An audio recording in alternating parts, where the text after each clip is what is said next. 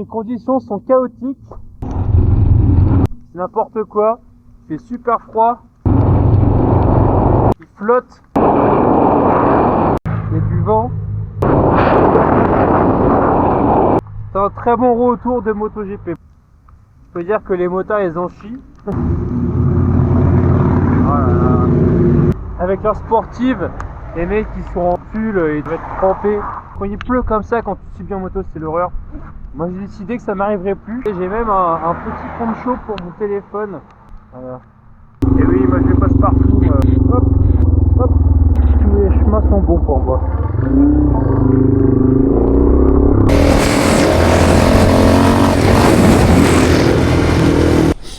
Ah, c'est le gros kiff. C'est la tempête, je suis au milieu de la montagne. Ça doit être complètement débile, je pense. C'est pas normal. Mais ça me rappelle les années cross. Je kiffe. Il y a des trous énormes dans le sol là. Et je me suis arrêté pour rebaisser un peu la pression parce que j'ai un peu peur d'exploser le pneu avec les gros trous là. Il reste encore 60 bornes d'off-road. Je suis trop content. Terrible nouvelle. Oh là là là là. Ah, je suis dégoûté. J'étais arrivé, il va falloir que je fasse demi-tour. Je suis dégoûté. Je sais pas quoi faire. Je fasse demi-tour. J'ai encore 100 bornes d'orange. Donc je sais pas. Ah, c'est la merde. Du coup, ouais. Je pense que j'ai bien fait au moins 100 bornes. Là, c'est très relou. Je suis pas content du tout. Je suis dégoûté. Je suis dépité. Dépité. Tout allait bien, j'étais trop content. Et là, c'est demi-tour et ça va être l'horreur. Juste derrière, là, je roulais encore à 60 bornes et j'étais sauvé. J'avais plus la flotte. Là, je repars sous la flotte. J'ai envie de crever, là. Je sais pas quoi faire. Yo. You need fuel, it's up and I can open it back up. Sérieux, hein? I can open it back up if you need fuel. Yeah? Yep. I'll turn it back on. We shut it for, but I'll open it back up. Oh, fuck. Okay, thanks.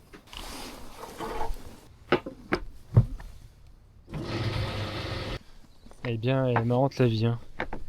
Là, j'étais dans la merde. Donc là, après la route fermée, et là, je me suis dit, putain, faut que je redescende toute la montagne. Ça fait 2 heures que je roulais. Et j'ai croisé 2 motards sur la route. Et du coup, bah, ils m'ont dit, bah, va faire de l'essence. Et ils m'ont montré une autre route pour faire le trajet. Du coup, j'ai dû aller jusqu'à la ville à côté, là. Et j'arrive. Et le mec allait partir de sa station de service, il était en train de fermer. Et donc, je suis arrivé au dernier moment. Et il a réouvert. Il a rouvert juste pour moi, juste pour que je fasse un peu d'essence, je lui explique la situation. Et là je rejoins les deux copains qui m'attendent là-haut, qui m'attendent au... Il y a un autre chemin, je pensais qu'il fallait faire tout le chemin inverse. Il a descendu toute la montagne, mais en fait il y a un chemin qui coupe, ils m'ont montré. Il y a un qui s'est gaufré, donc il est en train de remettre le guidon. Et là je la rejoins.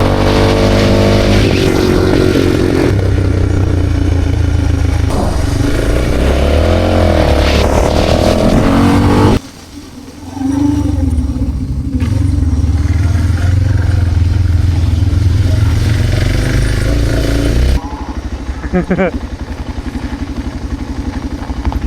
le bordel. Oh là là. Oh là là.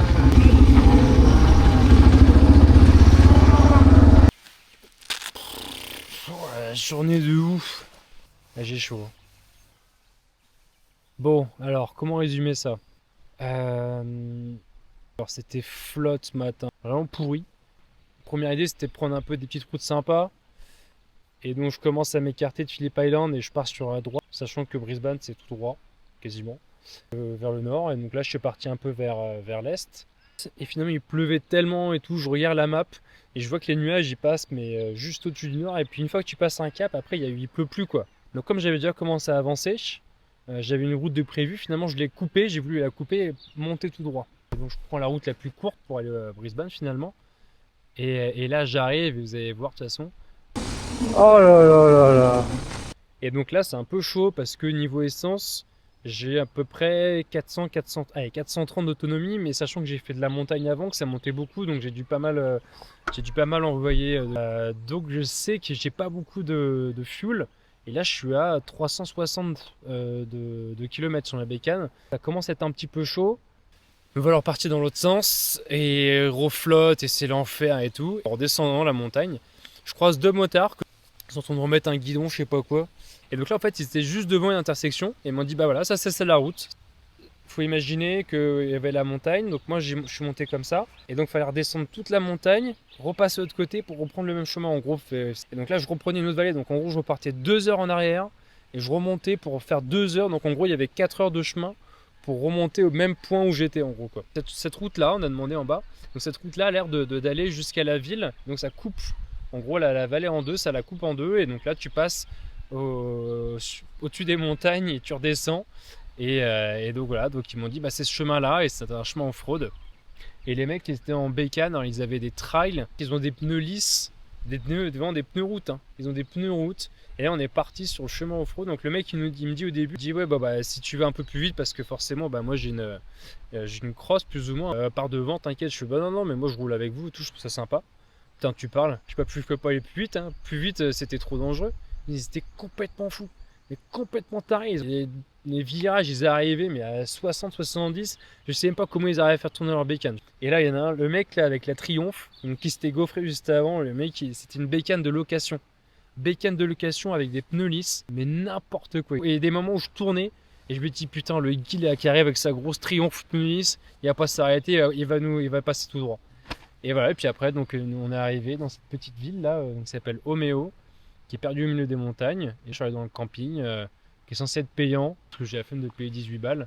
Et surtout, l'avantage, c'est qu'il y a une douche. Et que là, aujourd'hui, avec la journée, je passais la journée dans les vêtements de pluie. Et là, le off-road à la fin, j'ai bien transpiré. Autant dire que j'ai très envie de prendre une douche. Donc, je vais rester là, poser ma tente, et puis partir très tôt demain pour pas me faire emmerder. Puis voilà.